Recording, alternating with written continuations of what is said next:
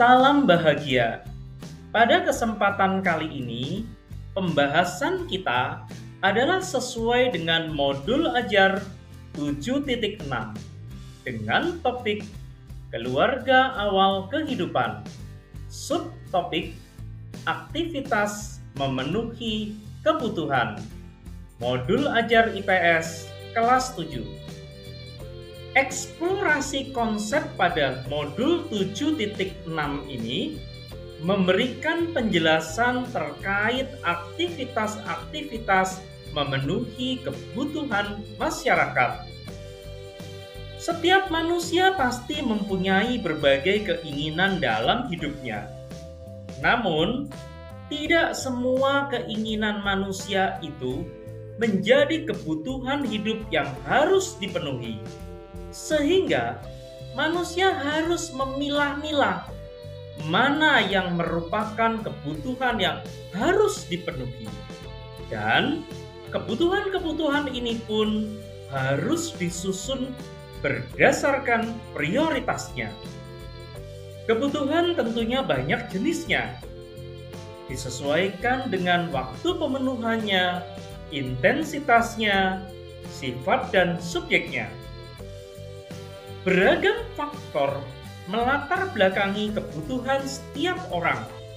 Apakah karena gendernya, budayanya, pendapatannya, dan hal ini tentunya semua itu benar-benar harus diperhatikan. Mengingat adanya kelangkaan. Kelangkaan merupakan keterbatasan pemenuhan kebutuhan. Dan setiap orang harus bijak dalam memanajemen kebutuhannya. Channel Guru IPS ini dikembangkan untuk menginspirasi pembelajaran berbasis digital, baik untuk peserta didik di kelas IPS maupun untuk rekan-rekan GTK dan pemerhati pendidikan. Bagi yang baru mengunjungi channel ini, silakan untuk mengklik subscribe dan berikan like untuk mensupport pengembangan channel dan website Guru IPS. Salam GTK kuat, Indonesia hebat.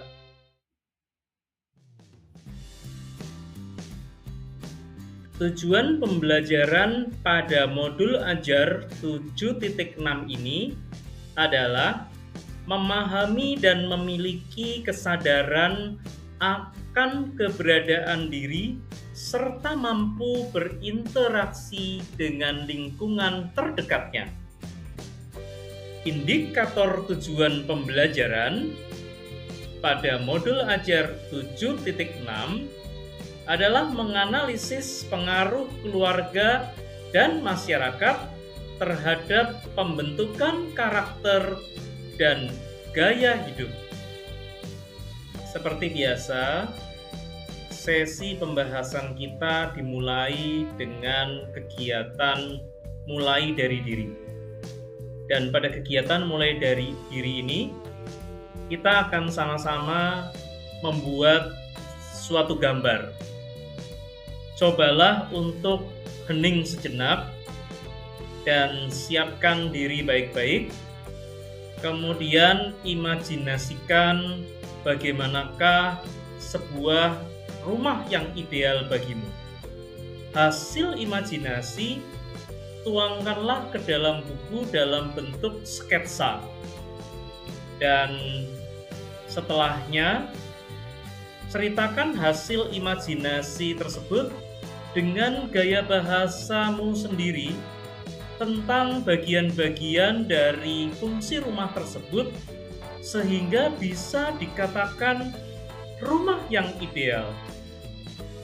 Upload pada website portofolio pembelajaran IPS-mu.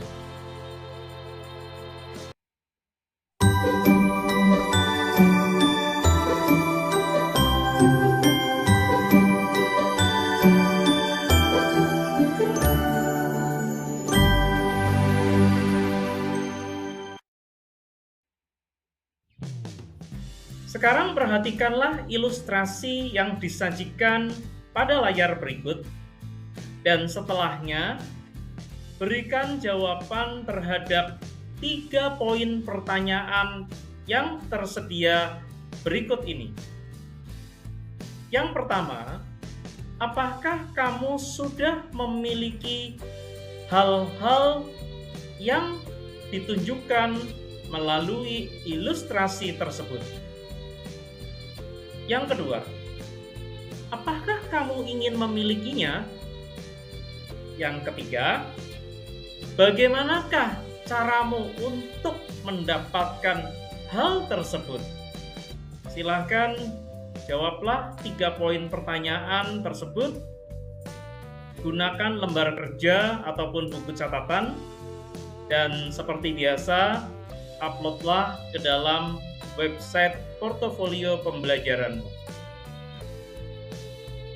Dari ketiga poin pertanyaan tersebut, maka kita dapat merefleksikan bahwa manusia memenuhi kebutuhan untuk kelangsungan hidup. Kebutuhan manusia berbeda antar individu serta sifatnya tidak terbatas. Kebutuhan yang tidak terbatas ini tentunya perlu diimbangi dengan alat pemuas kebutuhan yang memadai. Namun, faktanya, alat pemuas kebutuhan yang ada bersifat terbatas dan memerlukan pengorbanan ekonomi untuk memperolehnya. Sebenarnya, apa itu kebutuhan? Kebutuhan dari kata dasar butuh, yang berarti yang diperlukan atau yang dibutuhkan. Hal ini menurut Kamus Besar Bahasa Indonesia atau KBBI. Kebutuhan sendiri, sesuatu yang dibutuhkan, dapat berupa tempat, orang, atau semua benda dan yang dibendakan. Kebutuhan juga merupakan keinginan atas barang dan jasa yang menuntut pemenuhan. Ketika barang atau jasa yang diinginkan tidak terwujud, maka akan berpengaruh terhadap kehidupan seseorang. Misalnya, seseorang yang lapar dan ingin makan, ketika tidak terpenuhi, maka kelangsungan hidup orang tersebut akan terpengaruh. Meskipun kebutuhan didasari oleh keinginan akan barang dan jasa yang harus dipenuhi, sekarang persoalannya adalah bagaimanakah caranya agar seseorang dapat mengelola dan memanage antara keinginan dan kebutuhan dengan seimbang. Pengelolaan terhadap keinginan dan kebutuhan harus benar-benar dapat dilakukan dengan cermat oleh setiap orang. Hal ini supaya tidak berpengaruh terhadap kelangsungan hidup. Terlebih bila suatu keinginan tidak terpenuhi.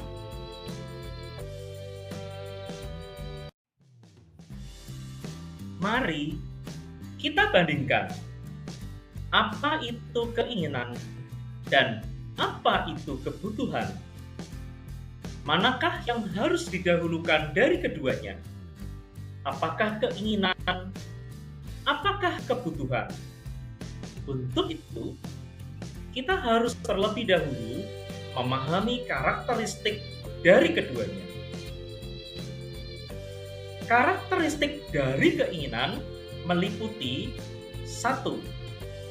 Tidak harus dibeli. 2. Tidak terlalu penting.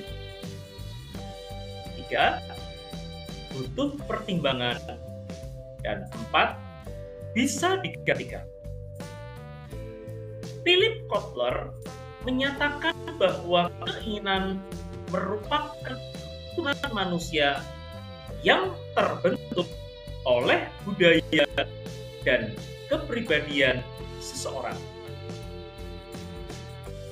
Contoh ilustrasi dari keinginan adalah makanan yang enak, rumah yang mewah, mobil baru, handphone canggih, komputer atau laptop spesifikasi terbaru, dan lain sebagainya.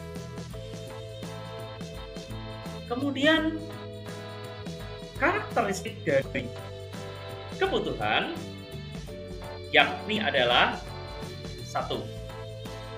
Harus dibeli. 2. Tidak tergantikan. 3. Tanpa membutuhkan pertimbangan.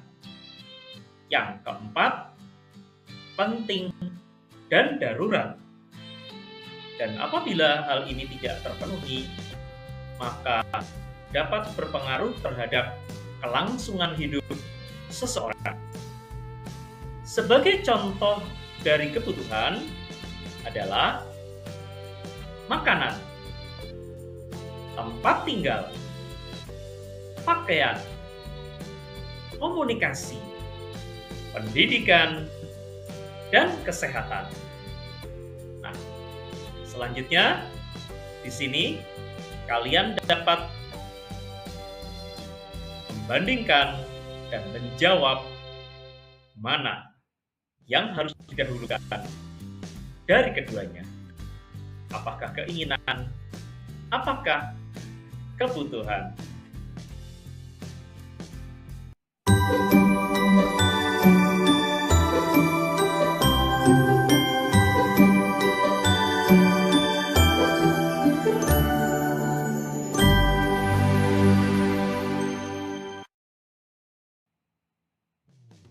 Setiap orang harus mampu mengelola kebutuhan berdasarkan tingkat kepentingannya.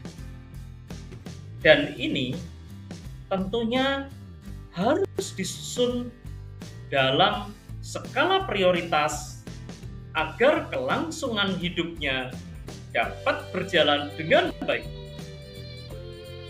Apa itu skala prioritas? Skala prioritas merupakan suatu daftar kebutuhan yang tersusun berdasarkan tingkat kepentingan yang paling mendesak hingga kebutuhan yang dapat ditunda pemenuhannya. Sebagai contoh, seorang murid memiliki 3 penugasan dari gurunya, yakni tugas matematika, bahasa Inggris, dan IPS. Murid tersebut sangat menyukai pelajaran matematika dan kurang menyukai bahasa Inggris. Namun, tugas mata pelajaran bahasa Inggris akan dikumpulkan pada hari Senin minggu ini. Menyusul kemudian tugas matematika harus dikumpulkan pada hari Rabu dan tugas IPS harus dikumpulkan pada hari Kamis. Bagaimanakah skala prioritas pengerjaan tugas yang harus dilakukan oleh murid tersebut? Silakan kalian analisis sejenak agar memperoleh pemahaman mengenai apa itu skala prioritas. Perhatikan tabel skala prioritas berikut. Tabel skala prioritas berikut terbagi menjadi 4 kuadran.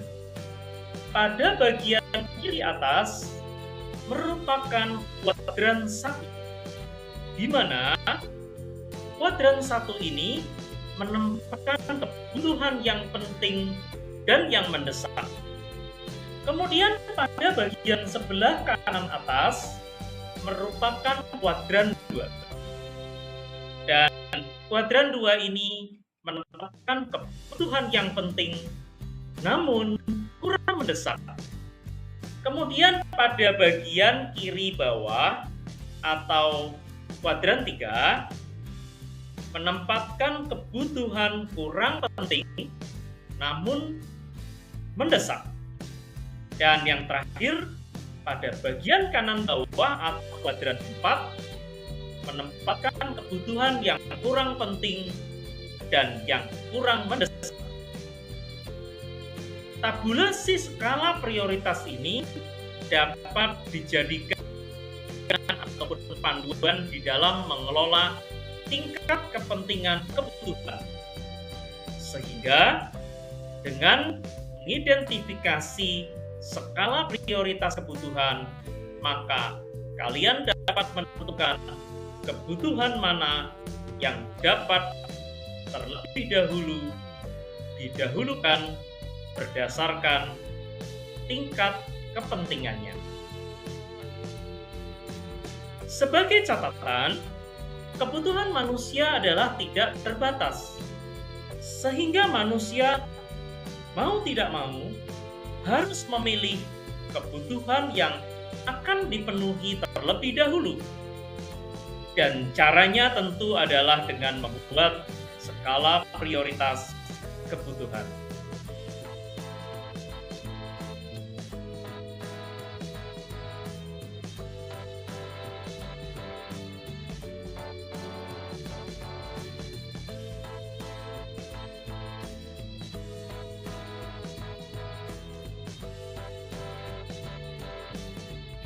Kebutuhan dapat dikategorisasikan atau dikelompokkan ke dalam jenis-jenis kebutuhan.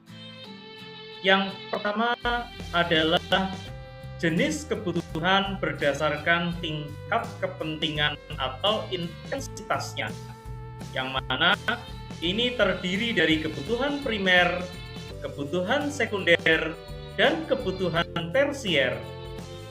Kebutuhan primer merupakan kebutuhan utama yang mana harus dipenuhi oleh manusia. Bila tidak dipenuhi, akan berpengaruh terhadap kelangsungan hidupnya. Kemudian untuk kebutuhan sekunder merupakan kebutuhan pelengkap yang mana dipenuhi setelah kebutuhan primer dan bila tidak terpenuhi pun tidak mengganggu kelangsungan hidup. Dan yang berikutnya, kebutuhan tersier atau kebutuhan barang mewah. Untuk kebutuhan ini, pemenuhannya adalah setelah kebutuhan primer dan kebutuhan sekunder.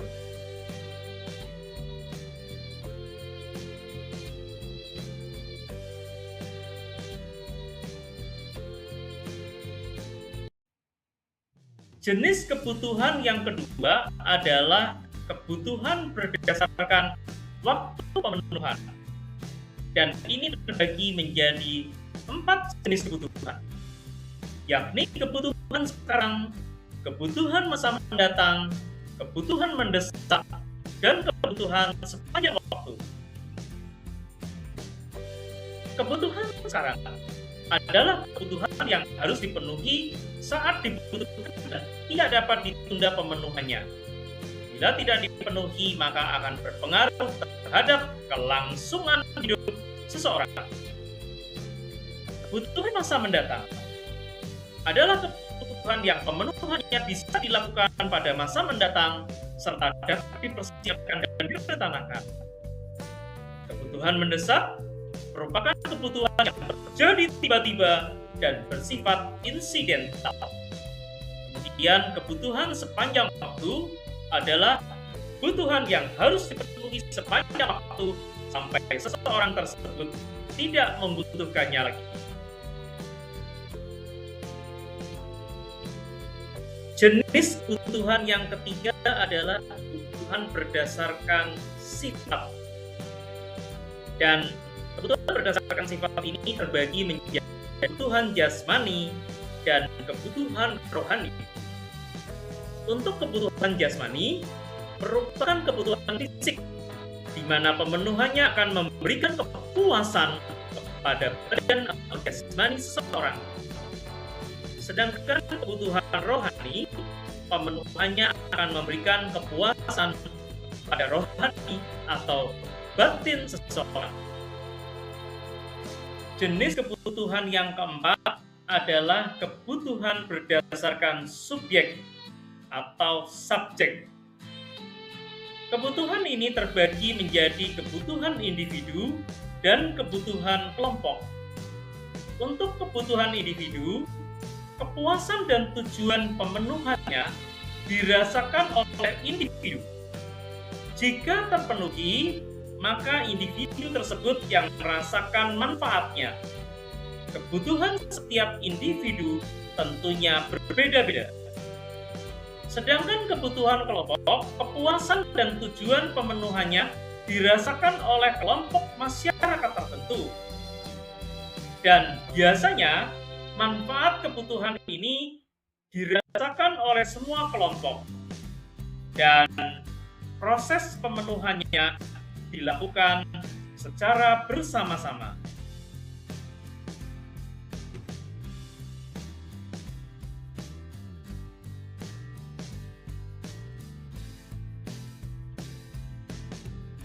Berikut ini contoh kebutuhan berdasarkan jenisnya.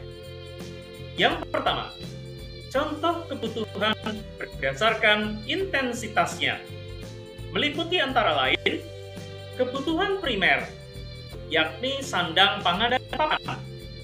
Kebutuhan sekunder, yakni seperti meja, kursi, handphone, dan koneksi internet. Kemudian, kebutuhan tersier seperti mobil mewah, rumah mewah, kapal pesiar, dan motor mahal. Yang kedua, contoh jenis kebutuhan berdasarkan subjek atau subjek. Kebutuhan individu. Misalnya siswa membutuhkan alat tulis. Dan kebutuhan kelompok, pembangunan jembatan untuk masyarakat desa. Yang ketiga, contoh kebutuhan berdasarkan waktu. Kebutuhan waktu sekarang. Misalnya payung saat hujan. Kebutuhan waktu masa depan, menabung untuk hari tua. Kebutuhan mendesak, misalnya perawatan di rumah sakit karena sakit. Kebutuhan sepanjang masa, pendidikan keluarga. Kemudian yang terakhir, yang keempat, yaitu contoh kebutuhan berdasarkan sifat, yakni kebutuhan jasmani, seperti makan, minum, olahraga, dan bila sedang sakit. Dan kebutuhan rohani, contohnya seperti ketenangan, keamanan, kesehatan mental. Tinggi rendahnya atau besar kecilnya dari kebutuhan manusia dipengaruhi oleh berbagai faktor. Faktor-faktor tersebut diantaranya adalah 1. Jenis kelamin atau gender. Yang kedua, tingkat pendidikan.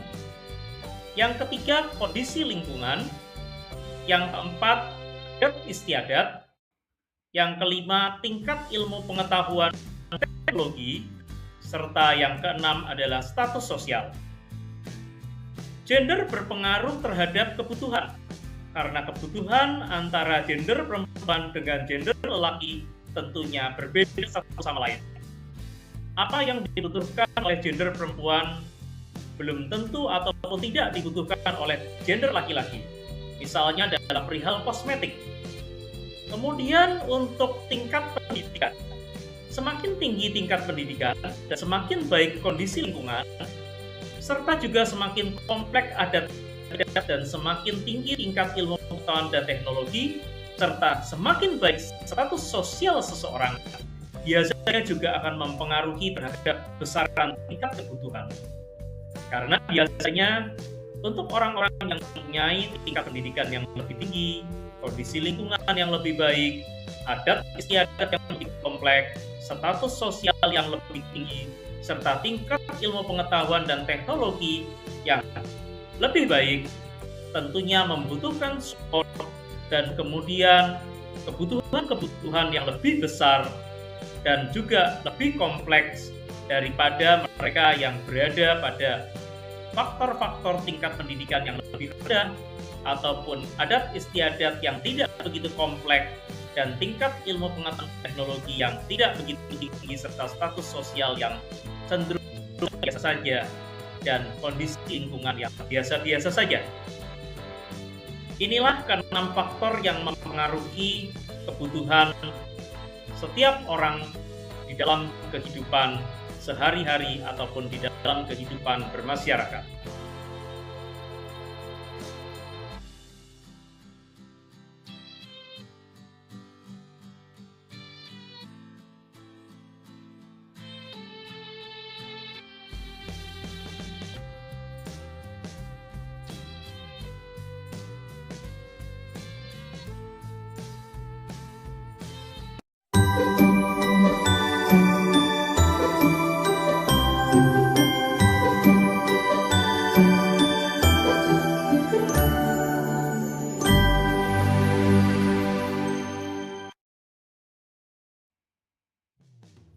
Kemudian, apa itu alat pemuas kebutuhan?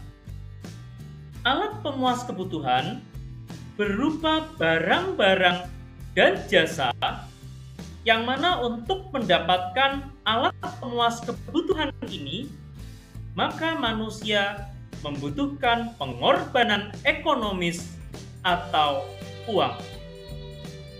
Namun, ada juga yang dapat diperoleh secara gratis ataupun secara cuma-cuma tanpa pengorbanan ekonomis ataupun uang.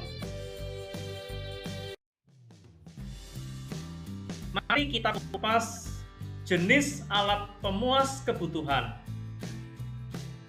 Yang pertama adalah berdasarkan cara memperolehnya. Terdapat 3 jenis alat pemuas kebutuhan berupa barang berdasarkan cara memperolehnya. Yang pertama adalah barang bebas. Barang yang jumlahnya banyak tidak terbatas serta tidak memerlukan pengorbanan untuk memperolehnya, bebas mendapatkan barang ini tanpa batasan tertentu. Sebagai contoh seperti udara, sinar matahari, dan air laut. Kemudian yang kedua adalah barang ekonomis. Barang yang membutuhkan pengorbanan untuk mendapatkannya, baik berupa uang, fisik, waktu, dan lain sebagainya. Misalnya, untuk mendapatkan uang, seseorang harus bekerja dengan pengorbanan fisik dan waktu. Dan untuk membeli baju, maka seseorang harus mengorbankan uang yang dimilikinya. Yang ketiga, barang ilit. Barang yang ketika jumlahnya terbatas, maka dapat digunakan memenuhi kebutuhan manusia. Sedang ketika jumlahnya melimpah, hal ini dapat menjadi bencana bagi manusia. Contohnya api. Api dalam jumlah yang terbatas tentunya dapat digunakan untuk memasak, sumber penerangan, dan penghangat ruangan. Namun apabila api dalam jumlah yang banyak dapat menjadi bencana bagi manusia, di mana api dapat menimbulkan bencana kebakaran. Itulah ketiga jenis alat pemuas kebutuhan berdasarkan cara memperolehnya. Jenis alat pemuas kebutuhan yang kedua berdasarkan tujuan penggunaannya. Di sini terdapat 2 jenis alat pemuas kebutuhan berdasarkan tujuan penggunaannya, ini barang produksi dan barang konsumsi. Barang produksi adalah barang yang digunakan sebagai bahan baku untuk menghasilkan barang lain. Contoh, mesin yang digunakan untuk memproduksi makanan minuman, atau pakaian. Kemudian, contoh yang berikutnya adalah tanah yang digunakan untuk menanam sayuran dan berbagai buah. Untuk barang konsumsi, sering disebut juga barang jadi, digunakan untuk memenuhi kebutuhan secara langsung. Sebagai contoh, pakaian, makanan, barang elektronik, motor, dan lain-lain. Jenis alat pemuas kebutuhan yang ketiga adalah berdasarkan hubungannya dengan barang lain. Terdapat dua jenis alat pemuas kebutuhan berdasarkan hubungannya dengan barang lain, yakni barang substitusi dan barang komplementer. Barang substitusi fungsi sebagai pengganti barang lainnya dengan syarat barang tersebut memiliki kegunaan yang sama. Contohnya, nasi dan mie instan. Keduanya merupakan sumber karbohidrat bagi tubuh. Orang yang tidak makan nasi dapat menggantikan dengan mie instan. Contoh yang kedua adalah bahan bakar Pertalite dan Pertamax, yang mana keduanya merupakan bahan bakar kendaraan yang bisa saling menggantikan. Barang komplementer sendiri merupakan barang yang berfungsi sebagai pelengkap barang lainnya. Jika barang lain tidak tersedia, maka tingkat kepuasan konsumsi terhadap barang tersebut mengalami penurunan. Sebagai contoh, kopi dan gula. Seseorang yang mengkonsumsi kopi tentunya akan membutuhkan gula agar kopi terasa manis. Demikian pula, seseorang yang memiliki handphone tentunya akan membutuhkan charger. Handphone tanpa charger tidak akan berfungsi dan tidak dapat digunakan untuk mengisi daya baterai handphone, sehingga handphone tidak dapat digunakan secara maksimal apabila kehabisan daya. Selanjutnya, jenis alat pemuas kebutuhan yang keempat berdasarkan proses pembuatannya. Terdapat 3 barang atau jenis alat pemuas kebutuhan berdasarkan proses pembuatannya, yakni barang mentah, barang setengah jadi, dan barang jadi. Barang mentah sering disebut bahan baku. Perlu melalui proses produksi sebelum digunakan oleh masyarakat, di mana sebagai contoh, kayu gelondongan perlu diolah untuk dapat digunakan sebagai meja dan pintu. Kemudian padi perlu diolah menjadi nasi. Biji kapas perlu diolah agar dapat digunakan untuk kecantikan, dan gandum perlu diolah agar menjadi tepung gandum. Kemudian barang setengah jadi. Barang setengah jadi belum dapat dikonsumsi dan masih dalam proses produksi. Sebagai contoh, tepung gandum masih perlu diproses untuk membuat roti, dan kayu potong juga perlu diolah untuk dapat menjadi meja, kursi, dan pintu.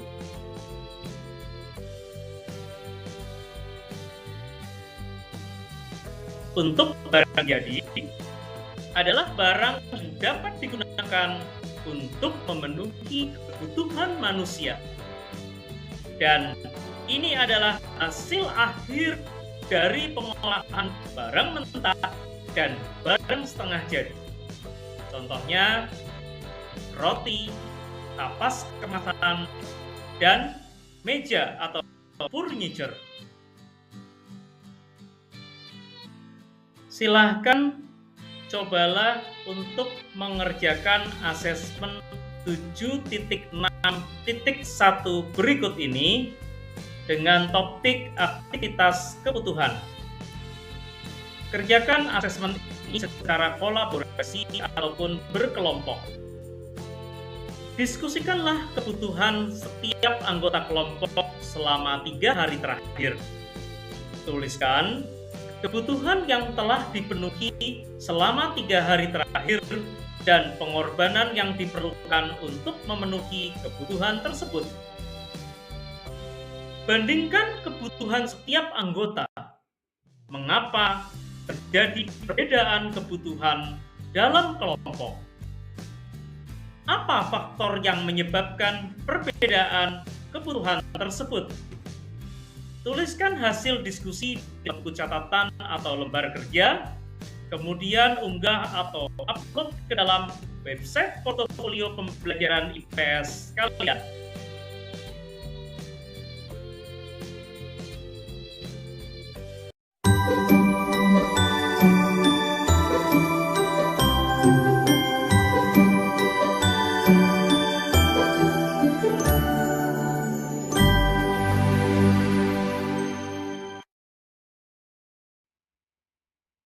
Sebagai kesimpulan, refleksi, dan penutup, setelah mempelajari modul ajar 7.6, aktivitas memenuhi kebutuhan manusia, maka kesimpulan apa yang dapat dari materi tersebut? Pengetahuan apa saja yang kamu peroleh? Sikap apa yang dapat kamu kembangkan terkait keinginan dan kebutuhan dalam hidupmu saat ini?